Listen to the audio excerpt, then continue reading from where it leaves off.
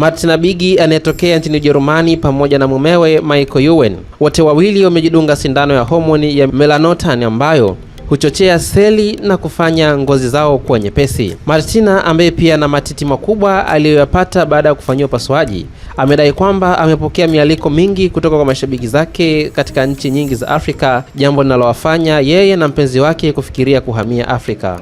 Nikimnukuu, Martina amesema kwamba mimi na mume wangu tayari tulikuwa tumepanga kuhama miaka michache iliyopita. Tumepokea mialiko kutoka kwa mashabiki katika nchi nyingi za Afrika na kwa hivyo haikuwa rahisi kuchagua. Kwa sasa tuna Kenya na Namibia kwenye orodha yetu fupi. Kwa kuwa kazi zangu nyingi za wanamitindo ziko Ulaya na Marekani, Michael anahofia itakuwa vigumu kwangu kupata pesa barani Afrika. Imenibidi kufanya kazi ya ziada kumshawishi mwamba huyu kwamba huu ni uamuzi bora kwetu.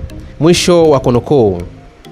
Pamoja na uboreshaji wa matiti, Martina ameongeza ukubwa wa mdomo wake na ana mpango wa kuongeza boila kabla ya kuelekea Afrika. Nikimnukuu, Martina amesema kwamba mimi na mume wangu bado tunafanyia kazi ratiba. Ni muhimu sana nifanye upasuaji wa kuongeza maboila na pua hapa Ulaya kabla kuelekea Afrika. Nataka kuhamia Afrika kwa sababu ninahisi nina uhusiano wa kina na watu wa Afrika.